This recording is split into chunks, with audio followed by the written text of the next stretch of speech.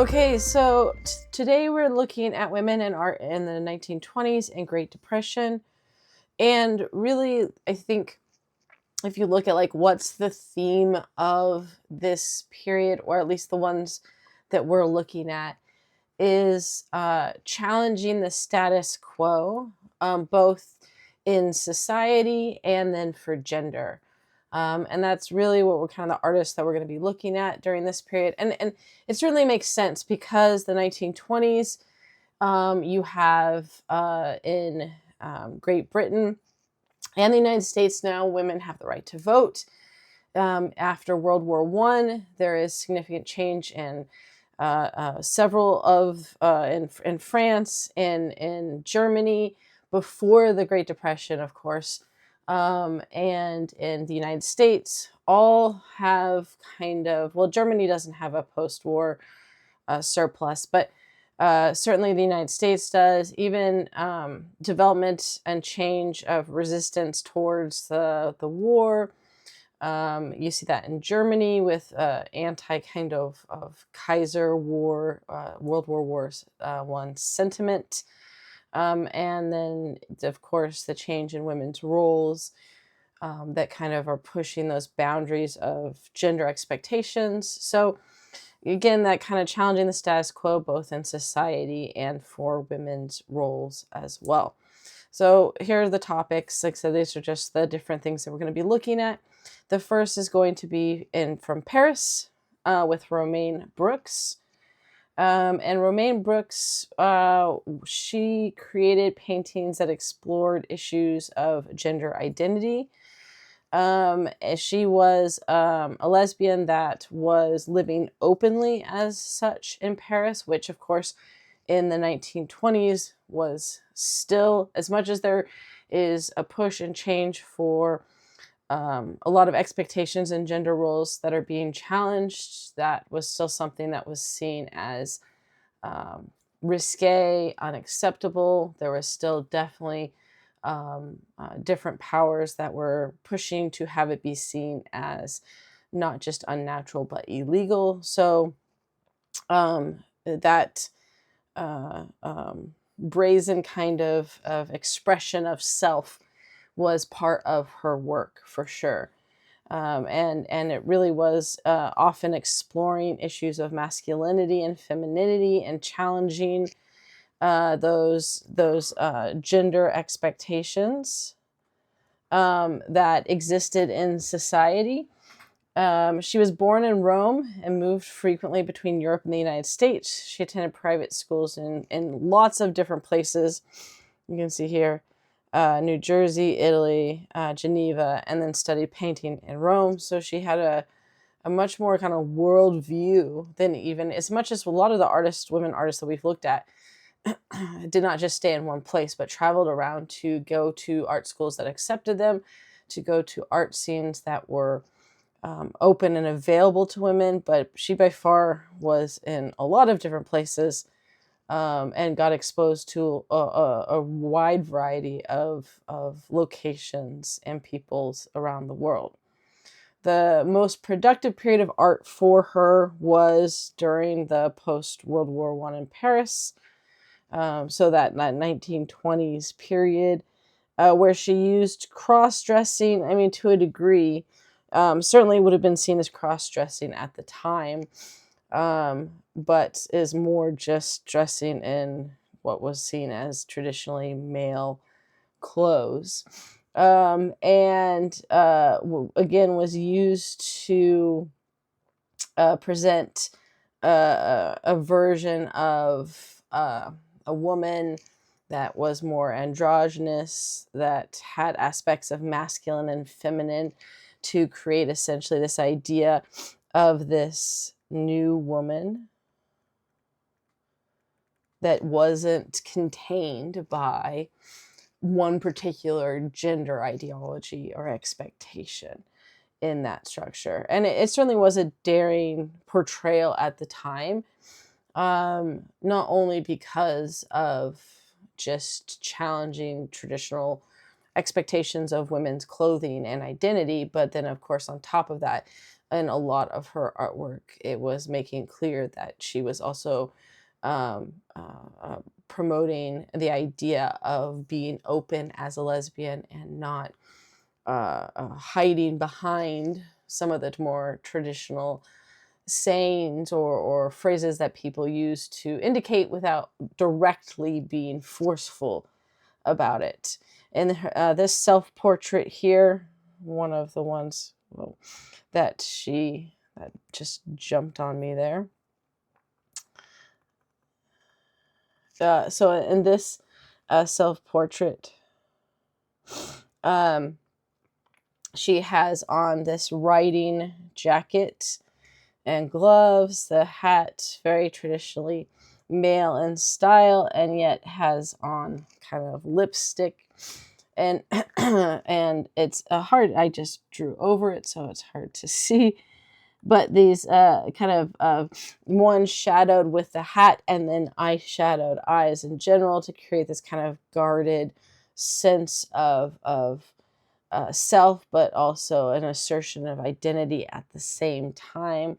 She's next to this kind of generic background with what looks like decayed ruins of a city, all which is creates this kind of dominant position that's focused on her in this very confident stance.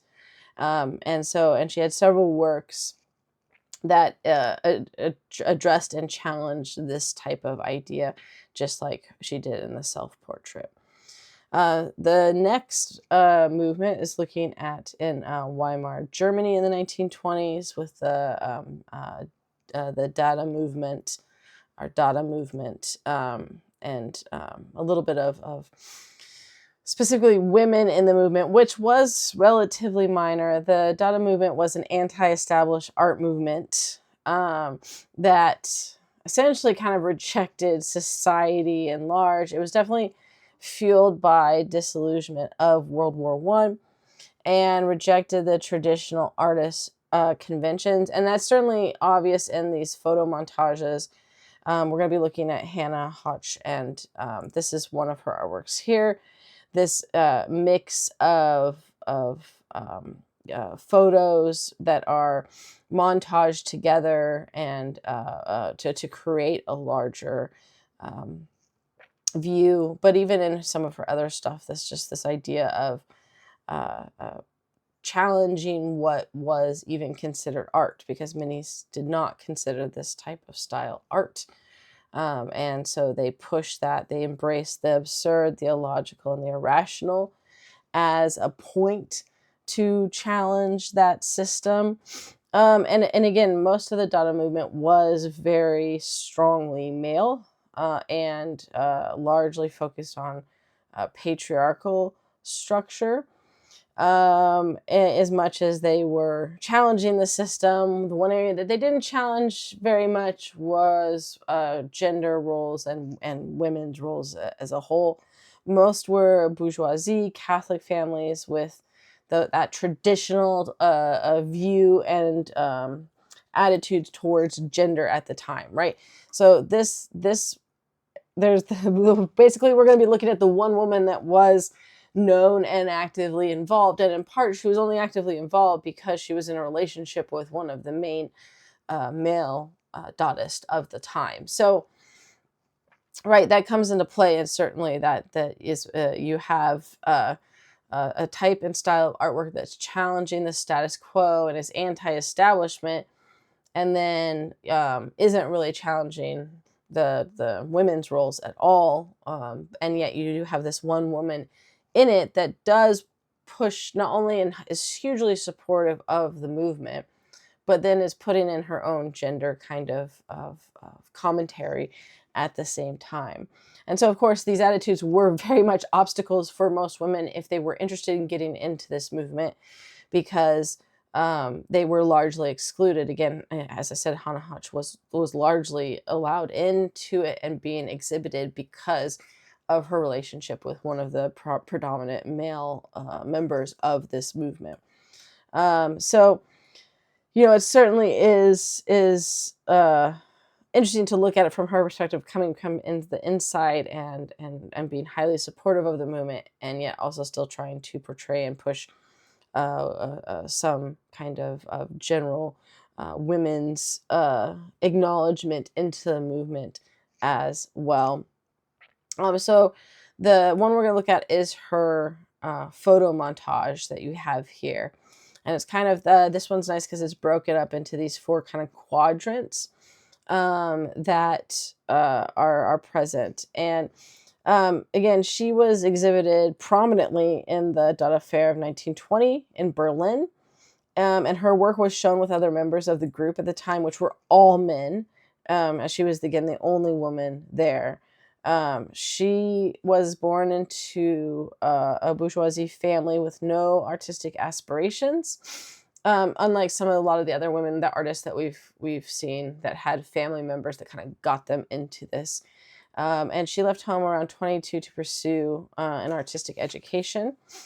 And she had actually applied to schools before that, but between 1912 and 1916, she ended up studying at several applied art schools in Berlin, and then she worked as a pattern designer and handicraft department in a large publisher, which produced instructions for knitting, crocheting, embroidery, which were very common jobs that women could have within the artistic field. So the photo montage that we have here is kind of a manifesto reflecting the Weimar Society, criticizing the Weimar Society in many ways. In the upper right hand corner, we have, so in this quadrant here, the anti-Dada movement, which is dominated with the image of Kaiser Wilhelm the Second, which was the recently disposed German ruler at the time, and then 4 officers are in the extreme right upper corner. So you have the Kaiser, you have the German officers here, and then you have right kind of below them is people waiting in line at an employment line. And I know it's small here. If you really want to see all the detail in the photo montage, like if you go save an image, like if you Google photo montage Hannah Höch and on Google, and then save the photo, then you can like zoom in, and it's really the best way to be able to see all the detail, because there's a lot going on in the montage. So, right, it's criticizing this idea of the Weimar Republic, the government, the unemployment that Germany did experience after the war. This is actually going to get worse in Germany with the Great Depression in the United States. That's going to impact and influence Germany even further, although they were already heading towards a depression and stuff before that. So criticizing that whole structure. Then in the bottom quadrant, you have what's called like the Great Dada World, or Dadaist, and you have a small figure of Haussmann, which was who she was dating at the time, who was a well-known Dada himself. He's right here in this like diver's suit. And then you have this machinery coming out of like the top of his head, symbolizing the world of technology. And then at the extreme lower right corner, right here, you have a map of Europe, which is the countries where women could vote, are indicated in the lighter tones. So right there, right, you have this reference to women and showcasing where women can actually vote and where they cannot. And then you have a photo of Albert Einstein in the upper left corner here, where it says Dada is not an art trend, because there was some critique of course, this was not to be taken seriously, the movement, that it was just a trend, some fancy little thing, and it would be over soon, a fad, right? That's what it would be called. Not probably now, I suppose, but you hear that like, oh, it's just a fad. It's just a passing, fleeting thing. And so she's saying, no, this is not just a trend. This is not just a passing, a fleeting thing. And then you have, and then the word Dada comes like out of his head here. And then there's 5 large wheels that are included to also represent technology and the changing technology. Those are kind of throughout the montage. And then you have the whole idea of the fact that everything is used with photos, right? So this was still photos were seen as this kind of modern technology. And I would argue that this was still, I mean, it was new in terms of photos had been around for a bit. It was new in its accessibility for the average person to be able to take photos and take photos quickly and be able to produce them, right? It used to be much more of a whole process. And while that there have been abilities to take photos for quite a while, the average person being able to take photos with a personal camera was a much newer part of that. And there were still lots of questions about whether photography was considered an art form. And so so not only is she, going up against with the Dadaist movement being questioned as art form, but then photography as an art form, and then a montage of those photos as an art form as well. In that was certainly part of that. And then she also used photos from a specific newspaper, which was the widest newspaper circulating in Germany at the time. So some of that is challenging that aspect of it. And then where women, one of them, of course, that we talked about was, and it did cut off here, but there was the map with where women could vote. But she has other areas of women too. There's a female dancer, and then it's hard to see, but the head here is also of Kathy Kolowitz, who we looked at as an artist from Germany last time, right? And she had actually just been appointed as the first woman professor of the Berlin Art Academy when this came out.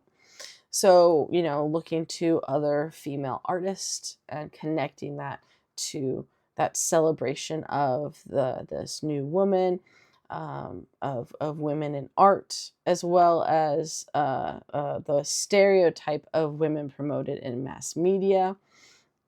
And so you have several images of women that are in here, kind of snuck in, highlighting women, dancing, of women artists, of women challenging the system, of women's right to vote. And this certainly was meant to promote that idea of women and artists in a kind of post-Kaiser government, of the optimism of what women artists could achieve. I think also the hope for women being a part of the art movement as well. And I think somewhat of a critique, because it is, again, she is working in with an art movement that largely rejected women being part of their movement.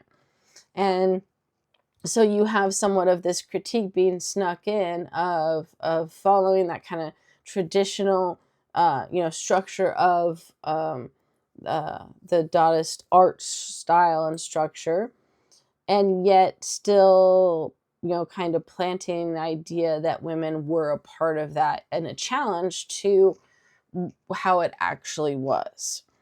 And so that certainly played a role in, I think, her goal for that, right? It's there, but it also is mixed in with the whole message about the Dadaist movement and artwork in that frame. All right, next is the women of the Bauhaus, which was largely this was the Bauhaus was a German art school from 1919 to 1933 that combined crafts and fine arts together. It looked to say that both of these things they don't have to be separated, and can be artistic in its own self. Weaving and textile, has always been something that is connected to art, but people have not always seen it as an art form. And certainly the goal was in the weaving workshop, which was the only place that women were allowed to participate in the Bauhaus school. There was strict segregation amongst gender in terms of basically women could go into the weaving workshop, and that was it. But the idea that you could take fine art and individual artist inspiration and merge that with weaving itself. And this was important because this leads to a whole type of artistic style in not just like textiles, but like design, and eventually significantly influences the United States aspects of design as well. All the products kind of that came from the weaving workshop were very well received with positive critical attention given to all of their expeditions. And in fact, out of all of the Bauhaus school, the weaving workshop was the most successful and the most like critically acclaimed. There were kind of three categories of students that kind of went into the school. And those were those that left without committing to a professional career, those that pursued artistic careers outside of the textile world, and those that embraced weaving as a career. When we're going to look at mostly Gunther, but these designs here were by Annie Albers. So these are her designs. And these were the two most prominent women from the weaving workshop. Gunther ends up being like in charge of it, but Annie Albers also produced quite a lot. And so you can see again that in these designs, right, that it's not just a pattern and repeated design, but rather individual artistic expression for each one of these that's then put into a tapestry, a woven material. And it allowed the artist to express their own individual ideas and artistic vision with that. So Gunta Stossel, she had probably the biggest impact on all of this. And she was one of the first students to actually enroll in 1919. And she had actually already had training in the School of Applied Arts in Munich.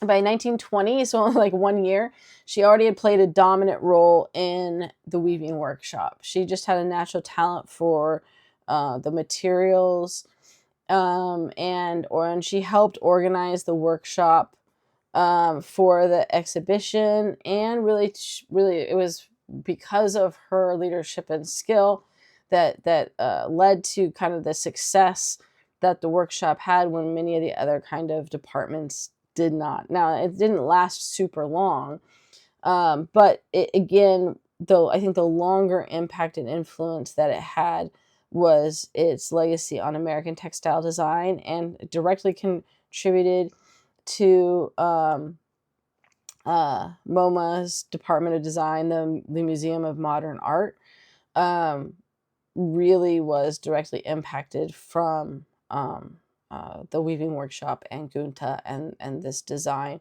and style. And in fact, it gets crazier. If you look at if you look up textile design or like weaving workshop influences in like the 1960s and 70s, you get some really abstract, crazy kind of weaving stuff, right? This is more like, it looks very tame compared to like kind of the abstract way that they kind of take it from that. But even like there's modern design stores today that their influence is kind of directly connected to this idea of taking furniture, art pieces for the home design, and having that the chair or the table or whatever else that goes in your home be an art piece as well, right? Though that wasn't something that was conceived before this, really. You know, a chair was just a chair. It was a functional thing that wasn't about the artistic design. And instead, that you could take and have creativity to design a chair that was functional, creative, uh, conformed and transformed into something else. Like there's the chair that transforms into a stepping stool and also looks very artistic, right? That idea of transformation, artistic design, with function. That's kind of what the weaving workshop did with initially just with textiles, but then got expanded into all that. And there's definitely, like, I can think of two stores in our region that definitely have that, you know, connection to, right, that it's not just like the regular furniture store where you go to get a couch that's comfy, but like it's about artistic expression within the furniture itself, and that comes from this, right? So that is one of the longer lasting roles that it had with this.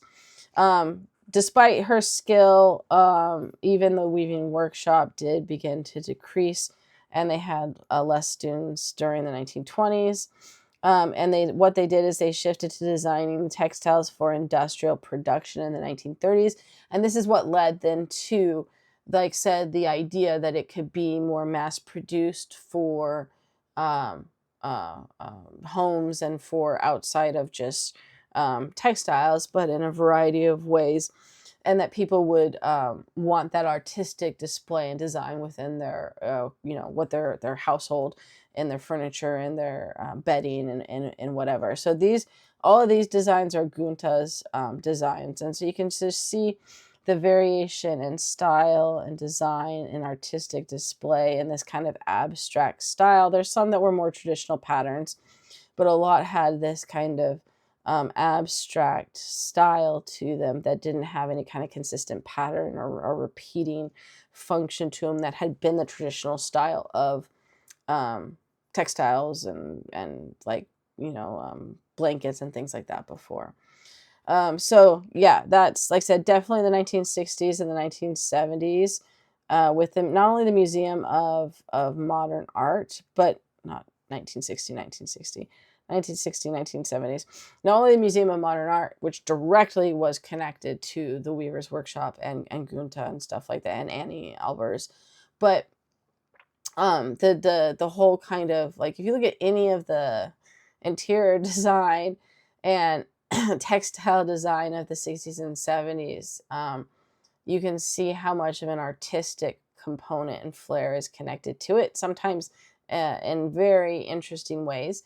And that's a direct result of the influence of the weaving workshop and these two women that were really prominent in it during this time. Now we're moving over to Great Britain. And one of the things that takes place in Great Britain is that the number of women artists increases significantly during this time. Women made up a quarter to a third of artists in the 1920s, 1930s. In Scotland, women were around 42% of artists in 1921. So one of the things that, again, the 1920s and the 1930s does is it has this huge push and increase in women artists. You know, women were always struggling before this to get into academies, into schools, and be recognized as professional artists. And in Great Britain during this period, you have a massive jump of women that are not only now being accepted into schools, and there's a couple reasons for this. One, more of the schools and academies began to open up to women, um, and women took the opportunity and immediately jumped at that. Now, women who exhibited still largely had formal art degrees. Private lessons by art schools in London were still part of that, and often had those before they moved into art schools in London. But in the Royal Academy schools, women comprised about 21% of the population in 1816 to 1915. But from 1918 to 1940, they made up 1/3 of all students. At Slade, which was another school, there was 3 times as many women as men from 1912 to 1946. Women were also now able to work as art teachers in elementary and secondary level, although they were still barred from working in art colleges, which is pretty much true of women working in colleges in any degree. Very few women were able to work in as college professors, except for the schools that were just for women. So that was still barred to them at this time. But just the fact that you now have women being able to be official art teachers in schools, also women being added to the Royal Academy at a higher rate, being able to be in the schools. And you can see just the numbers of women that were interested in being able to participate in that option that had been difficult for them to get into before. So this painting here was actually by Annie Swinnerton. That was this is Dame Millicent.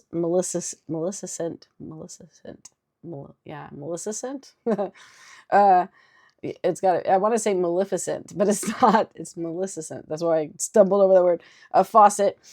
She actually was one of the first to be added to as an associate member of the Royal Academy.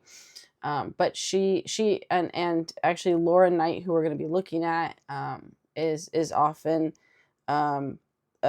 seen as kind of the she's the first one to be a full member, or seen as the first to be a full member, and she credits Annie as being the one that kind of paved the way for women to be not just associates but full members of the Royal Academy. Annie ends up getting put in when she was like in her 80s, and she was a portrait artist. So showing the older generation kind of after being denied that for so long, being accepted into it. And again, as Laura Knight says, paved the way for other women to. She kind of started the process that then allowed these other women to be part of that system. But that it also kind of showed that transition from kind of the older guard of women artists to the new guard of women artists. So Laura Knight is probably one of the best known who achieved widespread professional success in this period, and again ended up getting accepted as a full member to the Royal Academy.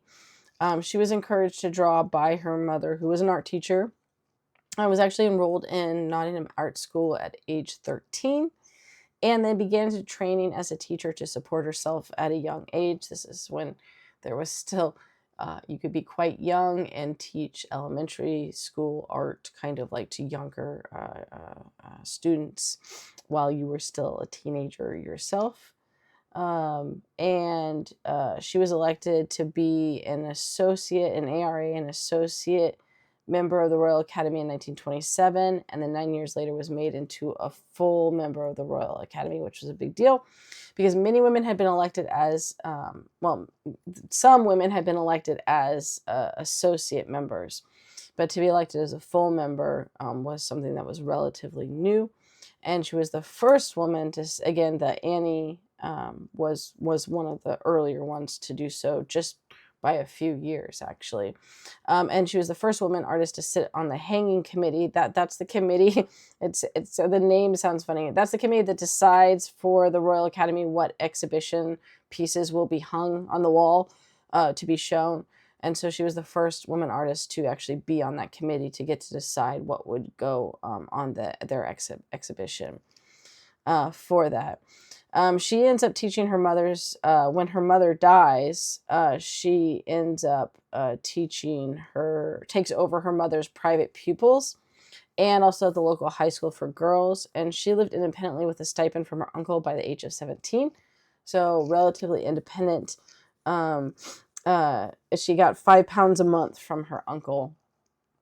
in that process. And she had several different paintings and artworks that she did, many that showed women in kind of different walks of life, but also just regular scenes of society too. So she had a very diverse collection of artwork and paintings that she did. The one that she's probably best known for was actually a little bit later with World War II. Women were hired with the War Artist Advisory Committee, which was the U.S. has WAC too, but not with two A's. But it was the War Artists Advisory Committee, although the U.S. WAC is a Women's Army Corps, so very, very different thing. The committee members were made up of all men, and only 12% of the artists receiving commissions to create various war propaganda, war art, were women. So women were largely not selected for that. They also were paid very, very little. She only received 100 guineas for her most famous painting, which is Ruby Loftus, which is this painting here. She was commissioned to do a piece to bolster female recruitment into the industries, which was a huge thing in World War II, and we'll actually look at that more in a future lecture. So we'll be kind of coming back to the portrayal of women in World War II through art and women artists that were portraying that, along with just the portrayal of women as well. But women, in many countries, women needed to move into industries, war industries, and factories for production as men had gone off to war. And so there was the WAC wanted to have a huge recruitment of women into these industries and to promote that. So she had this life-size work that was her most famous one, and ended up getting reproduced in newspapers immediately after it was hung, and reproduced actually to a lot of different things with it. So it was extremely popular, in part because it showed this strong working woman, very focused on this important war industry job, showing women were capable, and it created a very positive, strong imagery of women in these kind of traditionally male-dominated roles, and showing also that women were contributing to the war effort. And this is, again, we'll talk more about this. There's a very similar theme with, like, in the United States with Rosie the Riveter, and that image of that as well. It is interesting that both of the names of them were with R names. But you have the intensity of the pose, right? That she's super focused, highly focused on her work. They have this kind of dramatic spotlight on the work, with the effects of the sparks coming off the blue and green, green hairnet and the blue overalls. Was meant to create this strong focal point that grabs your attention and immediately has you looking at the figure of Ruby, and then following in her intense gaze as she is completing and doing her work. And she, of course, stands in the foreground as a specific individual, but yet in the background are also a lot of other women. Of course, the contrast being her green hairnet, where they all have red. Right. So she has that kind of one aspect of uniqueness and individualism, but also showing that she's also part of this larger group of women working and producing for the war effort. She ends up actually receiving, because of this work, one of her most important commissions, which was painting the Nuremberg trials after World War II. So she had a continuing long career that definitely was already thriving before the war, and then just skyrocketed after the war as well. But she'd already been recognized at that point by the Royal Academy had an important role and was, taken in as a full member even before that. So then what we're looking at now is going to be looking at the United States, and some of the artwork during this time, and then of course the advertisements as well, which I have from the other PowerPoint that I'll bring in and showcase in a moment too. So women's rights, continue to expand past World War I in the 1920s. As I mentioned before, was not just in the United States, but in multiple areas, was a period of women challenging these traditional gender roles. And one of those, of course, was through the flapper movement, which was a big way of challenging all kind of aspects of traditional gender roles. And this then translated over, of course, into the art world. There was also increased number of women seeking training, becoming art professionals. Those new education opportunities that happened in Great Britain also were taking place in the United States at the same time. And all of this led to college universities taking over the role of training professional artists and individuals from the academies, which even opened up more opportunities for women. And then, of course, you have the general feminist movement that was taking place as well. Georgia O'Keeffe, who we're going to be looking at, she was very much a feminist. She supported the Equal Rights Amendment and was constantly pushing back against being labeled as a woman artist. She wanted to be seen as an artist over, her gender being the defining characteristic of who she was. And she and constantly fought pushback, because as much as there's this transformation that's taking place, women still were met with criticism and pushback for them. She talked about having to face this discrimination and said, and this is a quote, if a woman painter paints differently from a man, they say, oh, that is a woman. That has nothing to do with painting. They have objected to me all along. They have objected strenuously. It is hard enough to do the job without having to face the discrimination too, right? And so women were not just facing discrimination, which had happened all along, but I think the key here is that women started speaking out against it more forcibly. And it was a period where, because gender roles and just the general rights and freedoms that were emerging for women were so much more public and changing, that speaking out against that discrimination and challenging those systems, those status quos, was had more reception to it than it had in the past with that. And so these of course, these changes led to women being involved in all types of styles and iconography of art at the time. There wasn't one particular area, other than, again, I think the general themes I mentioned were common, but even then that wasn't the only types of themes. It was just certainly a larger one of challenging that system.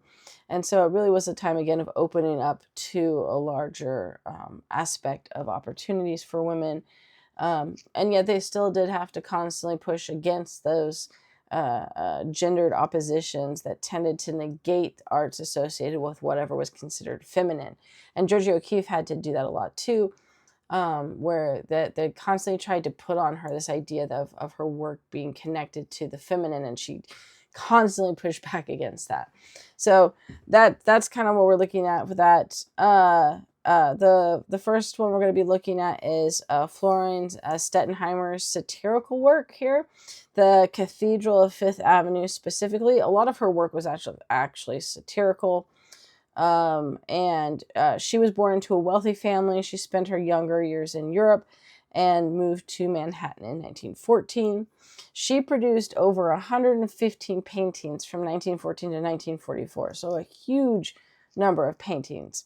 And a lot of her paintings satirized contemporary culture, not just the cathedrals of Fifth Avenue, but it's a good example of that. And so she had a whole series that basically was about looking at and having this kind of satirical approach to aspects of society. So in this case, the Cathedral of Fifth Avenue was looking at not only contemporary culture but wedding culture in that, and it's challenging her view of conventional marriage, somewhat as suffocating and robbing the bride of individual identity. If you look, it's not a fluke that she barely has a face, right? The groom, you can see his face, he's well defined. She's washed out, and that's not just from age. That was done intentionally to reflect this idea of a traditional, conventional marriage roles robbed women's identity, which it still technically did at this point. You had what was called femme covert, and this is starting to be removed at this time because people started pushing against it.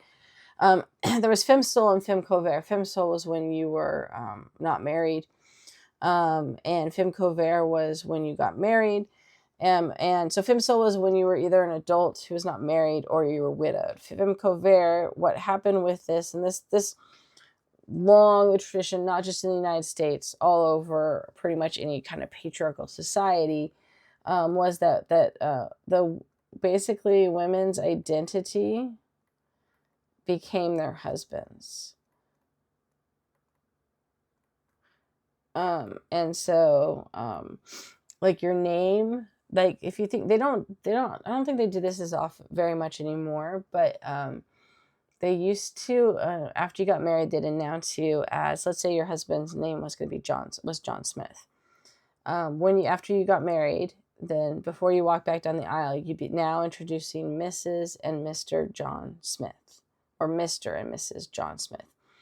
The woman's name literally gets erased. She is now just Mrs. John Smith. And in fact, even through the 50s and 60s, they'd send kind of any kind of formal letter would be sent to the woman as Mrs. John Smith. So your name and your identity got consumed by your husband's. But this also fell into like your political identity.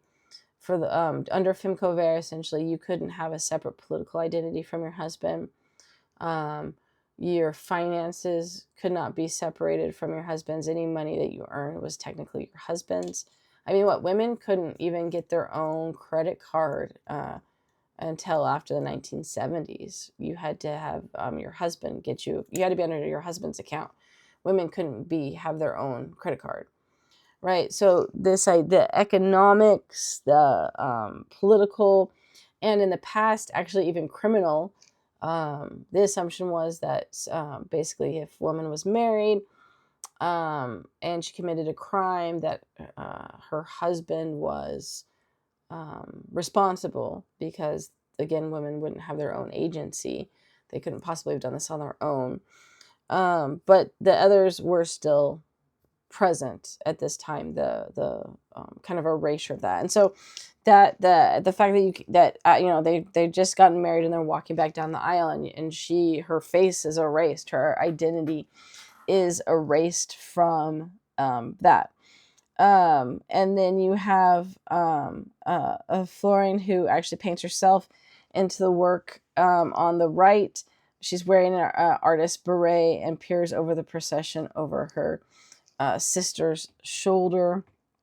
And then you have the two different types of a priest and another religion, two different religion, like pastors, or well, they weren't both pastors, but two different religious authorities officiating the wedding, right? That conflicting religious roles of the wedding. There's no reference in any of the wedding to romantic love. The image is filled with symbols of the commercialization of wedding. This got cut off, but it says money on it. And there's all this type of aspects of wealth and items of purchasing stuff. I mean, the car, the people celebrating. There's just different things in the background showcasing this idea of commercialism in it.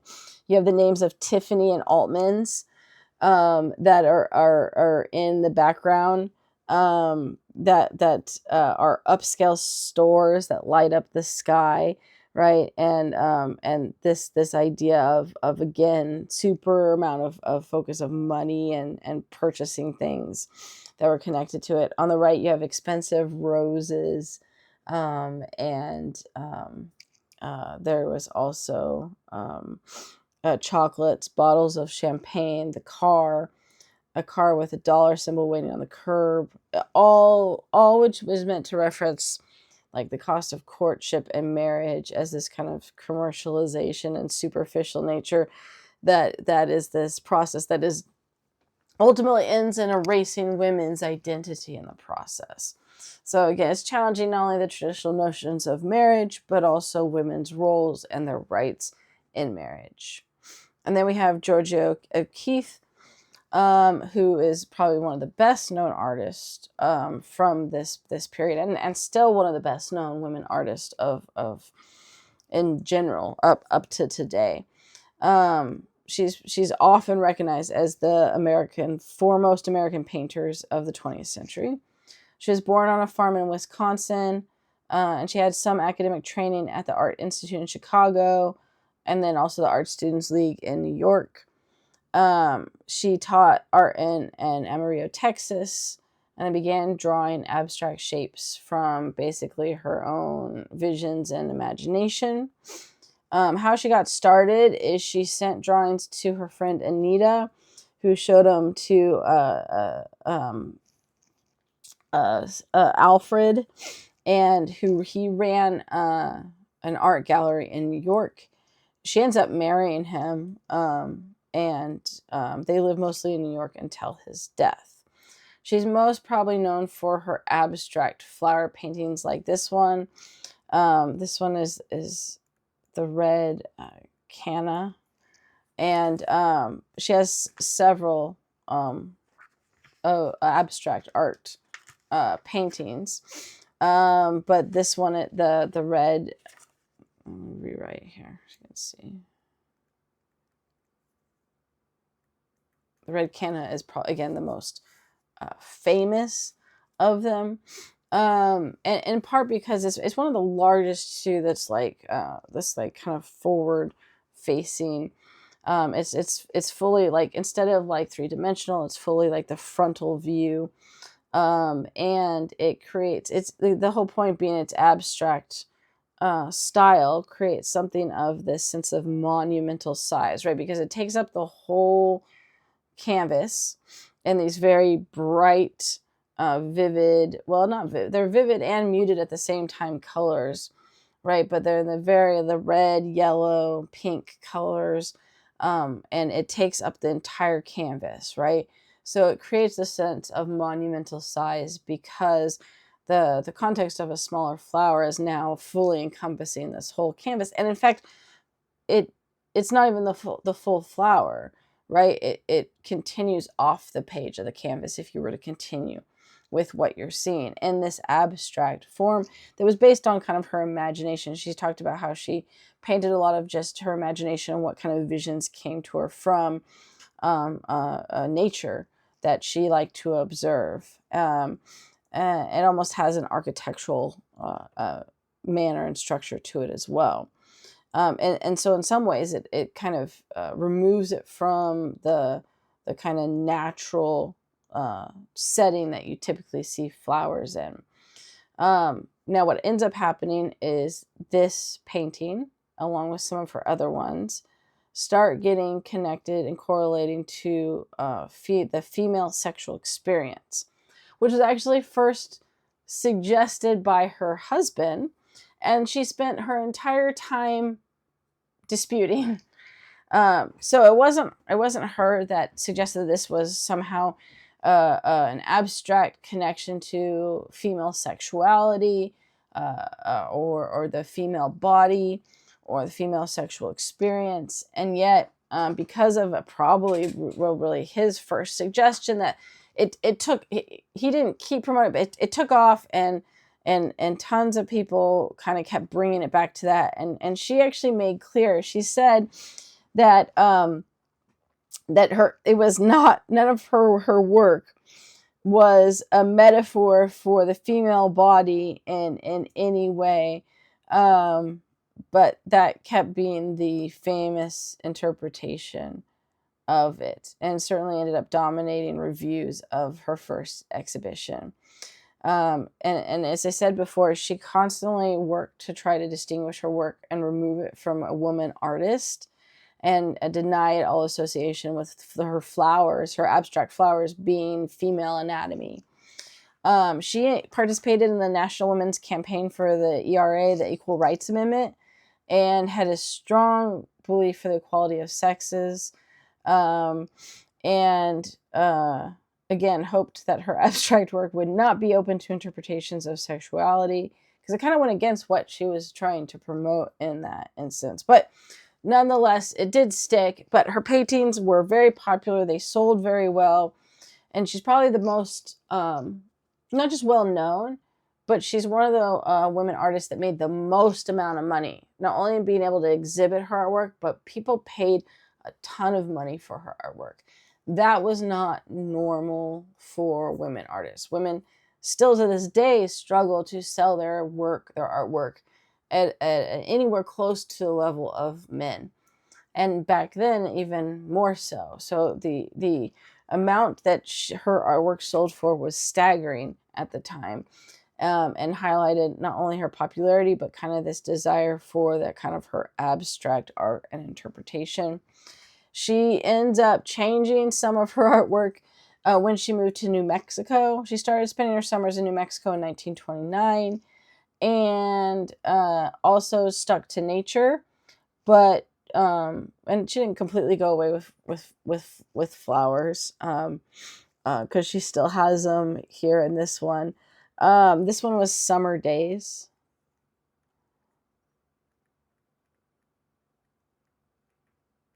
But of course, the landscape reflected the desert, um, more than her abstract flowers did. And you still have some abstract components to it, but a lot of her stuff from New Mexico was less abstract than her flowers, which is what made her famous, right? So you get the geography of the desert with the kind of red mountains. She did a lot of artwork during this time that focused on bones, bleached bones, and skulls. And then you still, though, have some wildflowers that are part of that as well. So you still get this impressionist abstract images, but not the same kind of abstract style of her flowers. And she changed her perceptions, evolved constantly. She focused often on what was interesting and important to her at the time, what inspired her, and what then, came into her imagination. She was adamant of creating what was interesting and important to her, and refused to compromise on her own vision for art throughout her entire life. And I think that also helped, continue to push her as one that people found interesting and intriguing, because she was, even when her artwork changed, she was consistent to herself and what she thought was important and what she valued. All right, the next thing we're going to look at is the 1920s advertisements and flappers. With that, before we look at the advertisements specifically, we're going to talk about the flapper movement.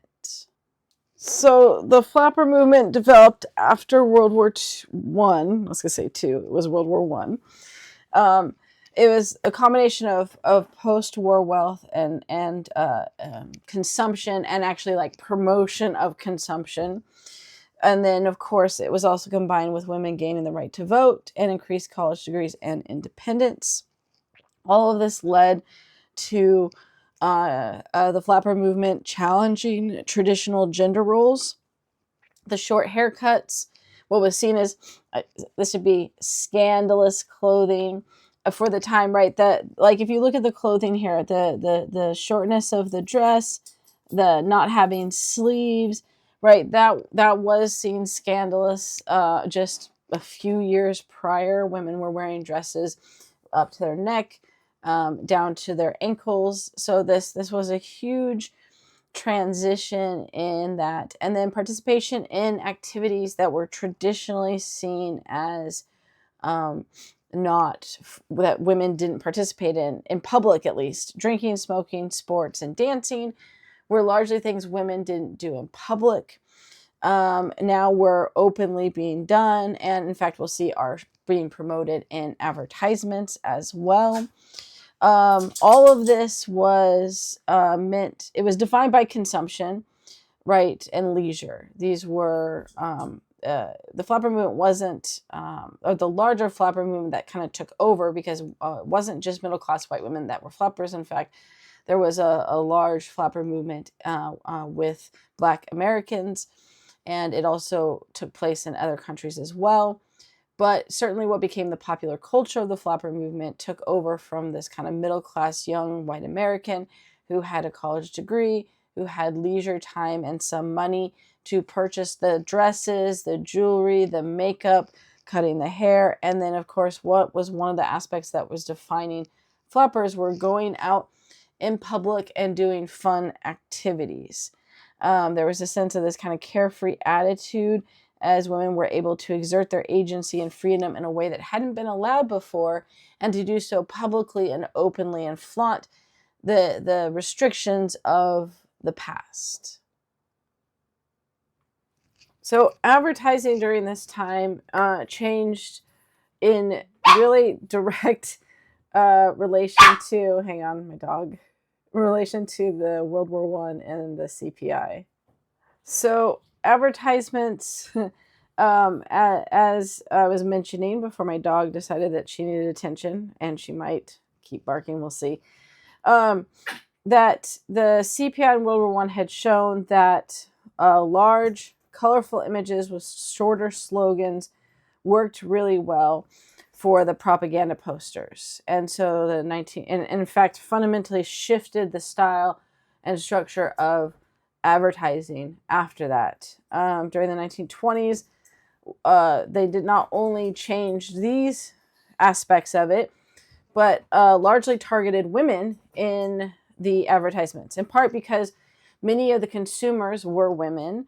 They were one of the largest groups who purchased goods during this time, but most of the women that were shown in the ads reflected the flapper culture and style of this dramatic shift in gender roles and expectations that had not been publicly acceptable for. So not only do you have the flapper movement that emerges, but then it gets fully embraced by society, and we see these representations of women in ways that had never been done before through the advertisements.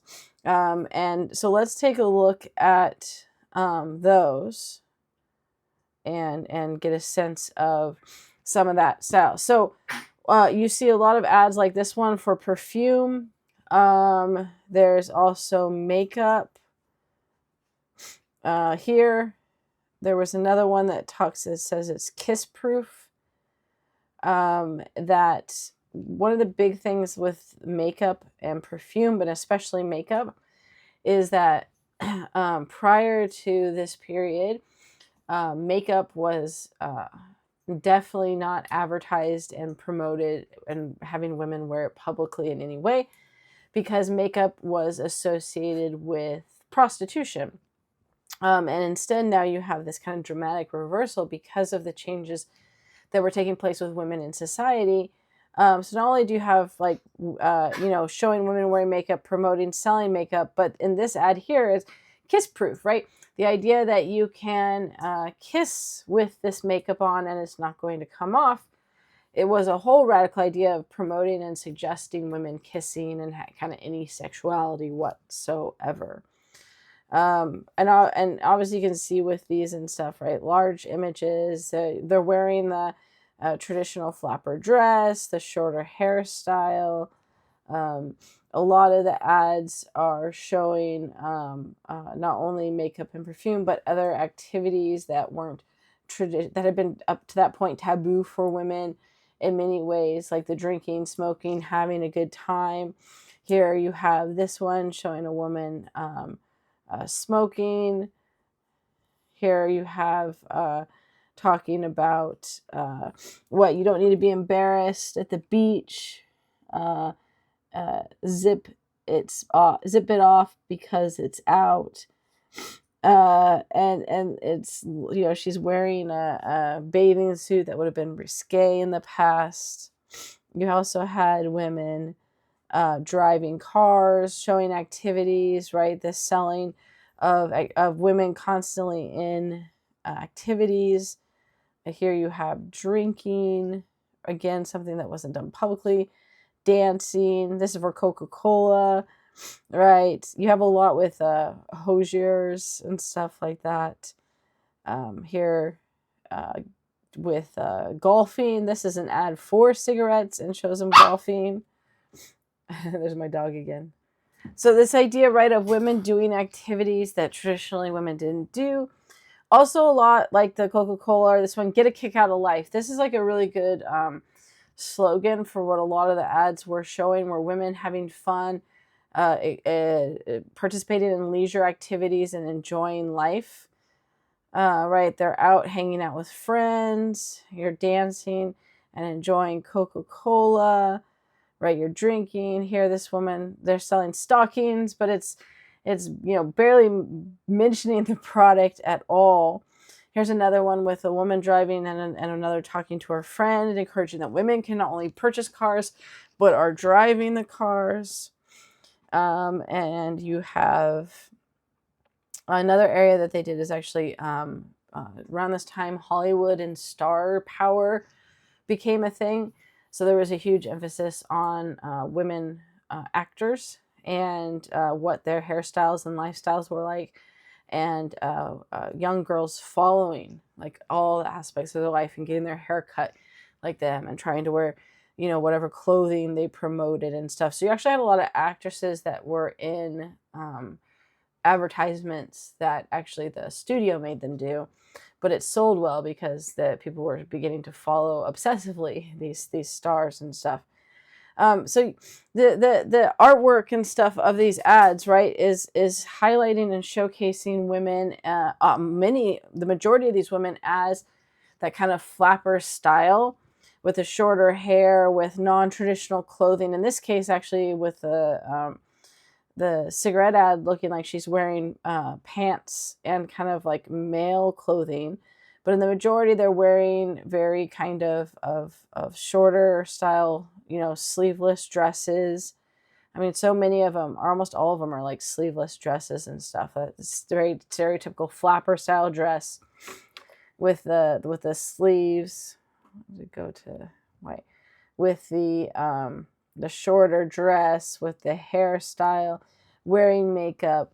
And so it was a dramatic shift in how women were portrayed in this type of graphic arts that targeted that flapper style and population and all of the components of what it meant to be a flapper. All of the ways, and really in every single one of these ads, challenging the traditional roles for women that had been up to this point, things that you never would have seen in almost any type of artwork, not just graphic arts, but even in traditional artwork of portraying women.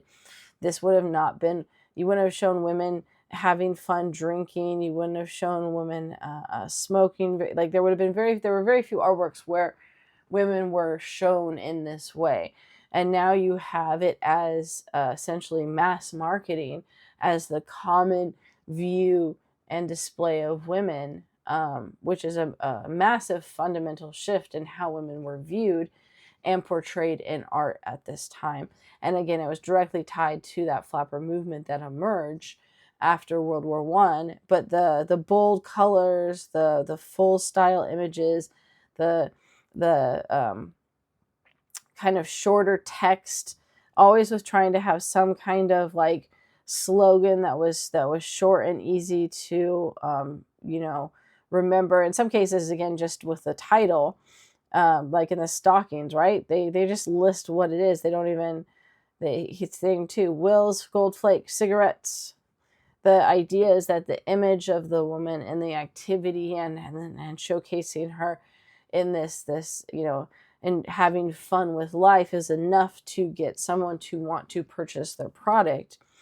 Again, I think this is the best slogan, though. Get a kick out of life, and showing the woman sitting in the sidecar, carefree, having fun. That was very much that consumption component of being a flapper, which is why it fits so well with advertising. But it is revolutionary in the sense, again, as how it transformed how women were portrayed, in graphic arts, but in art as a whole. Okay, so let's go back to this here. So with that, we're going to shift to the Great Depression and looking at Dorothea Lange. So you have all of this advancement and change with women's roles in the 1920s, so much so that it transformed the art world in how women were portrayed, how women artists did things, how advertising did things. And then the Great Depression happens, and it fundamentally shifts how women were portrayed in art and the expectation of women's roles in society as well. So the Great Depression, massively influenced society. And it was a variety of things. There was kind of a domino effect of things. It wasn't just the stock market crash. It was people buying on a margin, which meant they borrowed most of the money and only put in 10%. And so when the stock market crashed, more and more people sold off in a frantic bid because they would be on the hook for a ton of money if they lost. It was the fact that there was a run on the banks, and the banks there was no guarantee for any of your money in the banks at this time. And then people started pulling out their money. And of course, the banks had invested in the stock market, and banks just never have everyone's money to be able to give. And then so when the banks ran out of money, people who hadn't pulled out their money lost their money, and the banks folded. There was no unemployment protections. There was no all of the kind of protections that we have, or at least have at the moment, though some of those are being attempted to be removed. Those are because of the Great Depression. And so you ended up with people losing all of their money, and then you have the depression cycle. Whereas the economy got bad, businesses started getting worried, so they started cutting back hours and letting people go. So people spent less money, which meant that the businesses then got more worried and let more people go, and people continue to spend less money, and it creates this vicious cycle because businesses weren't looking long term. And if we just keep our workers, then they'll realize that they're safe, and they'll keep spending. And so it's a combination of all these things. And what ends up happening is that family life and women's roles changed significantly during this time. Traditionally, men had been the breadwinners, and in fact, that inability to provide for the families led many men to move around from city to city looking for work, leaving women at home with the children, having to figure out how to provide for their family. There was also a much higher suicide rate amongst men during this time as well. The other thing was women workers were often hired because they could pay women less than men, but this created a massive backlash against women workers, not just by men, but women as well. I mean, you can see here they had these with talking about fire married women, hire single women. There was a whole push for that women shouldn't be working at all, and then you should fire, basically get rid of all women workers, because then those jobs be given to men who need to provide for their families. Of course, not taking into consideration that many women became the breadwinners during this period. And even if you were single, how are you going to provide for yourself, right? There was a misconception, they'll just go back to their father's home.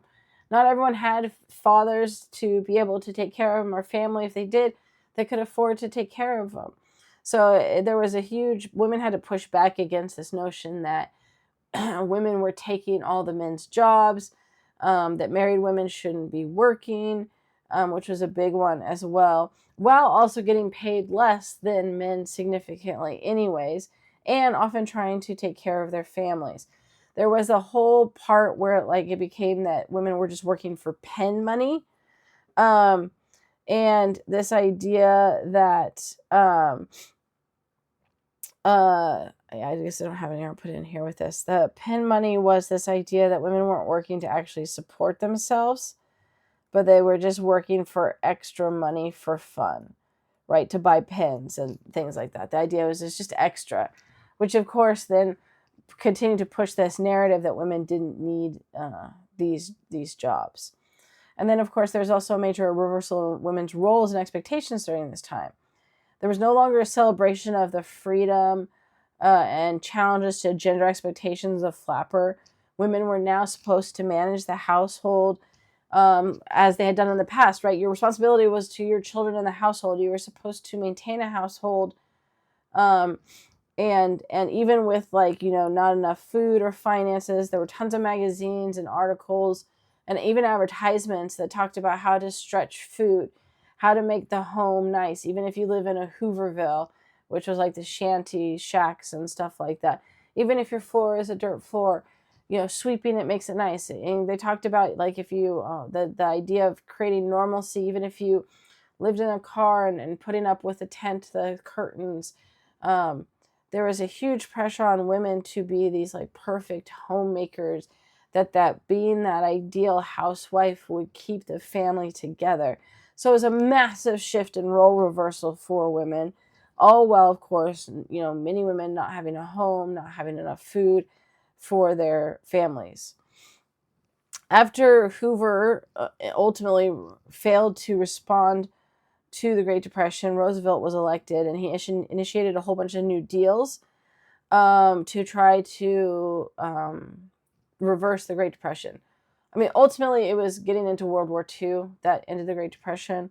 But these new deals were a bunch of different works projects and also Social Security and protection against bank deposits and other things like that. And many of the initial new deals excluded women. And Eleanor Roosevelt, the president's wife, actually started advocating for women and that women needed to be part of the new deals. There needed to be creation of work relief projects for women.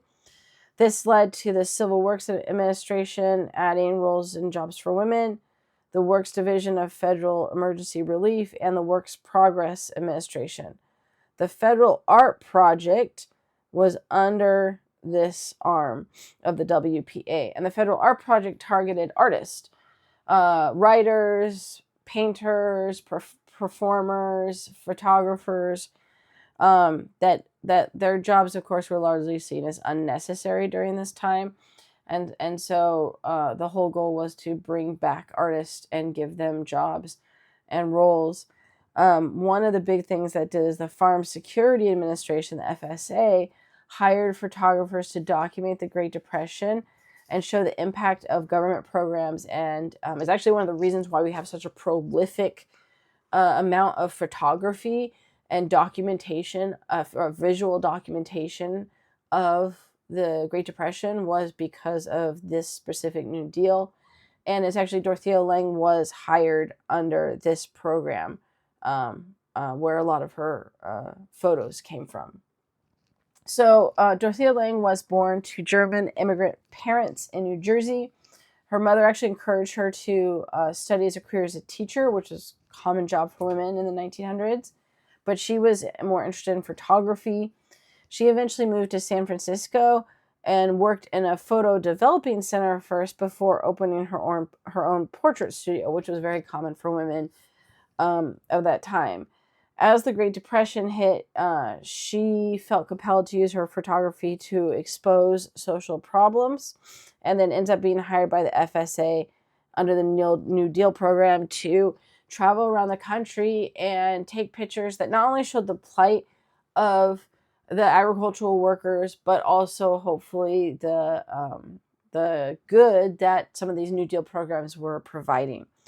Her most famous work is Migrant Mother, which we'll look at in just a second. But here's another one that shows a mother and a child. And a lot of her photos specifically looked at showing the poverty and homelessness of women and children.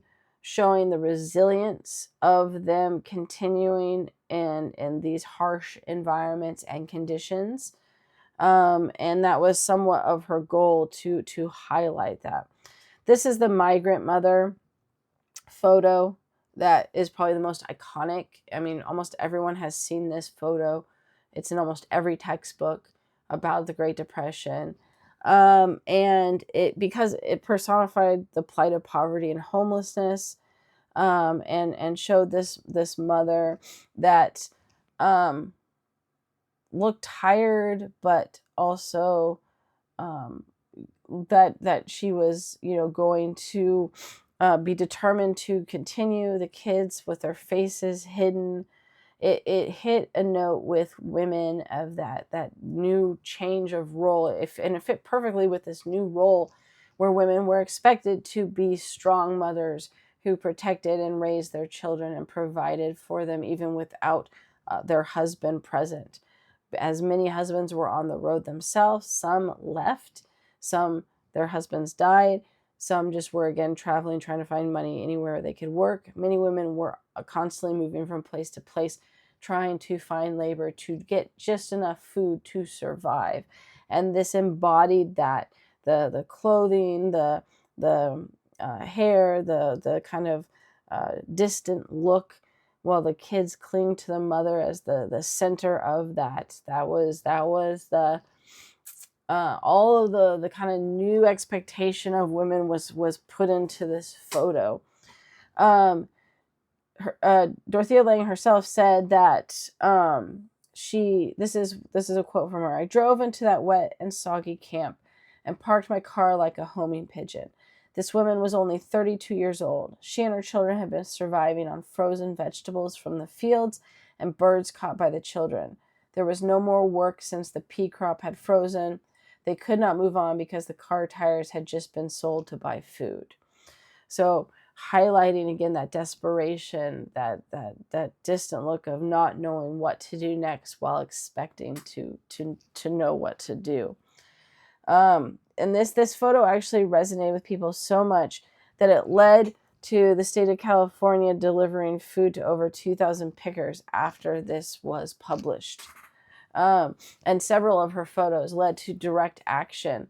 So she also highlighted and did some where it showed that food being delivered and people getting resources from the government. But she did enact social change from her artwork. Her artwork directly led to tangible change for families and women and children from the photos that she took, which was largely one of her goals that she was hoping to do. Several other photos showed just women persisting despite the harsh conditions, working and holding their families together as best as they could. There were lots of scenes with women in cars because so many left and had to travel the road from farm to farm, trying to find work, making makeshift homes from their cars where they slept. They made like little tents and stuff that emphasized again this human strife as well as endurance, resilience, strength in such desperate conditions. And then lastly, and I know it's going along, sorry, Margaret Burke White. She actually kind of had a similar and yet different story to Dorothea Lange, but both were Great Depression art photographers. She actually was a documentary photographer who was hired by Life magazine and was one of the 4 original photographers that when the magazine first started in 1936. And she traveled the United States as well during the Great Depression with the goal of informing American people of the issues. She traveled, she has a lot of images from the Dust Bowl in the Midwest with all of the just the massive dust that took over and devastated any crop growing. Like there's crazy stories about how no matter what you did, even in your home, you couldn't get rid of the dust. It was on everything, which of course then created huge problems as well for people. This is her most probably iconic and famous painting photo. Right, you have the billboard that says "There's no way like the American way," and it has this idyllic, a middle upper class white family, with a dog looking happy driving on, and then lined up along the billboard are largely, well, almost all the Black men and women who were the contradiction and juxtaposition between Black men and women lining up for food next to this billboard that highlights this idea of this ideal white America. There was another iconic one that was like men lining up for unemployment, and it says, "There are no jobs here, continue moving on." And this has a very similar feel, but directly highlighted the racial disparity during the Great Depression between Black and white families. And while there was definitely suffering on all ends, Black Americans were definitely in a worse position from racism, discrimination, and the fact that not all of the New Deals were bringing them in or allowed them to participate in. And so you have just this kind of brilliant contrast and dichotomy between the billboard and the people lining up and highlighting on that social commentary on race issues in America during the Great Depression. Okay, sorry, the last couple have been long. I try, like there's just so much. It's like trying to parse it down to like key things, and even then I'm still cutting out stuff, and it's trying to like, hey, what are we gonna get in? But that is where we will end for this week, and I hope you guys have